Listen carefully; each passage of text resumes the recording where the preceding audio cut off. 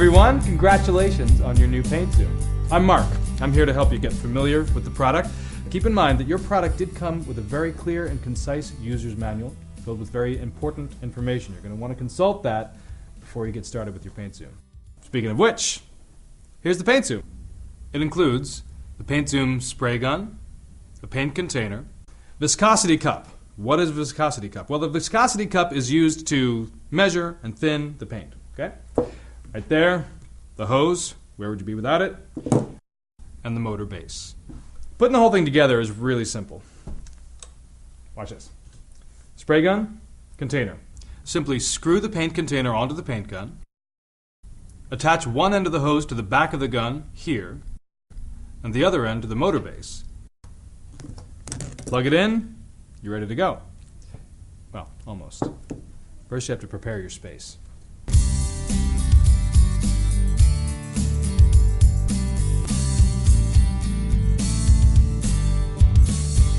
When painting, you should always make sure your surface is clean and completely dust-free. This will ensure you the best possible result. Although your paint zoom will produce very little overspray and paint mist, we recommend you cover any surfaces you wish to remain paint-free with a drop cloth and tape off all moldings, outlets, window frames, etc. And remember, keeping yourself safe is the most important thing. When painting, you always want to wear eye protection. You could use the big goggle kind like that, especially if you already wear glasses. I like to wear the smaller kind. It's really up to you. And you always want to breathe in as little paint fumes as possible. So you got your handy dandy mask right here. You always want to wear that. I'm not going to wear it right now because then you won't be able to understand what I'm saying. But when you're painting, it's crucial that you wear yours. And of course, remember that your user's manual has very important safety information. You're always going to want to look that over before you start using your paint zoom.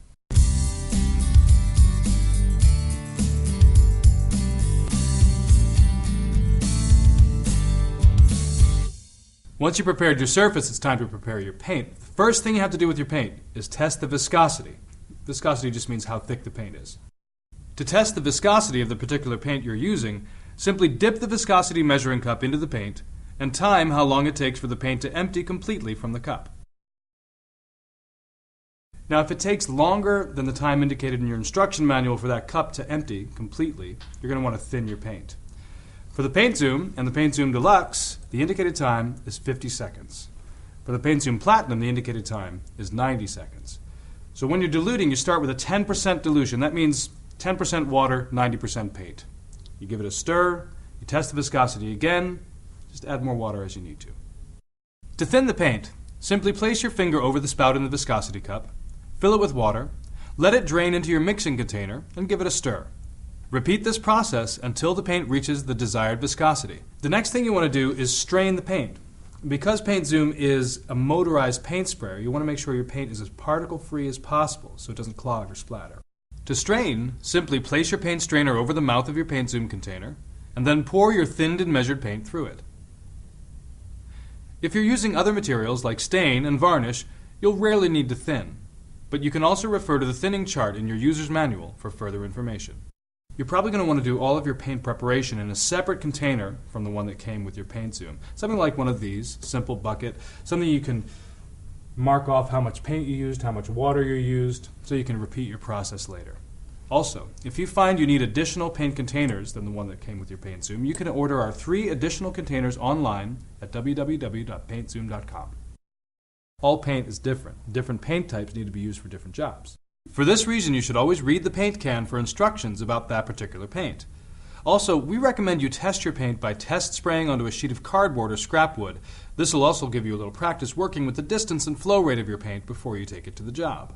When you're spraying something high up, such as the top of a wall or a ceiling, you should angle the suction tube towards the rear of the paint container. Similarly, if you're working on a lower surface, like the floor, you should angle the suction tube towards the front of the container. This will ensure you waste the least amount of paint possible. One of the things that makes Paint Zoom so spectacular is its versatility. You can do multiple different types of projects because of this spray pattern adjuster. It's got 3 positions: horizontal, vertical, spot jet. Now let me show you how this works. For instance, setting the nozzle vertically is great for wide surfaces like walls or floors. The horizontal setting is best if used on ceilings and wood slats like you might find on fences. The spot jet setting is perfect for corners and other hard-to-reach areas.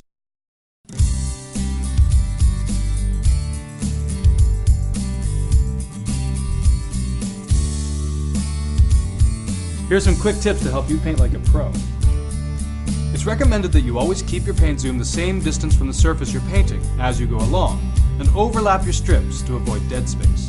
We suggest 8 to 10 inches is a good distance, and should give you the maximum paint width. Paint a thin coat first, wait a few minutes for it to dry, and then go over it with a thicker coat. This will result in a more smooth, even paint job. There should be very little movement in your wrist, otherwise the paint flow will be uneven. A technique most commonly used by professional painters is the crisscross technique. This just means spraying the paint in horizontal strips, then adjusting the air cap, and crossing over these strips with vertical strips. Always make sure your passes are smooth, and your speed should stay constant. This will make painting even a very large wall fast and easy. Right here in the back of your paint zoom gun, you got this nifty little dial. This adjusts the intensity of the paint flow from the gun. You turn it clockwise to decrease the paint flow. You turn it counterclockwise to increase the paint flow.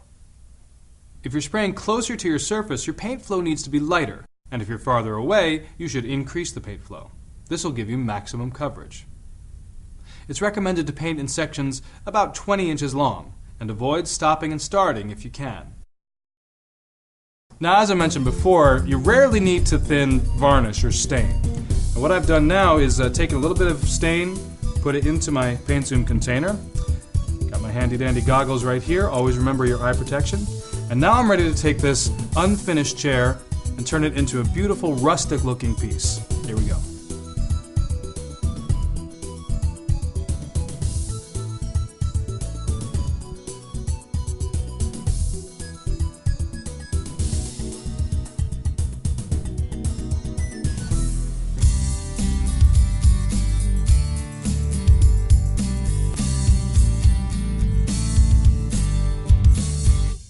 Keeping your paint zoom clean is very important for a professional looking paint job. A good clean gun will ensure that paint colors don't get mixed together and that the flow is smooth and even. During a painting job, if you need to change your paint for any reason or take a break, all you need to do to clean out your gun and keep it working well is unscrew the paint container. If there's any paint left over, store it in a sealed container to preserve it so it can be reused later.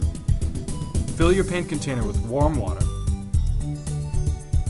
attach it to the gun, and then press the trigger on your paint gun and let the water run into a bucket until it is safely paint-free. When you're finished with your job, you should deep clean your paint zoom. You'll want to take the spray gun apart completely and soak each individual part in hot soapy water for water-based paints or in thinners for oil-based paints.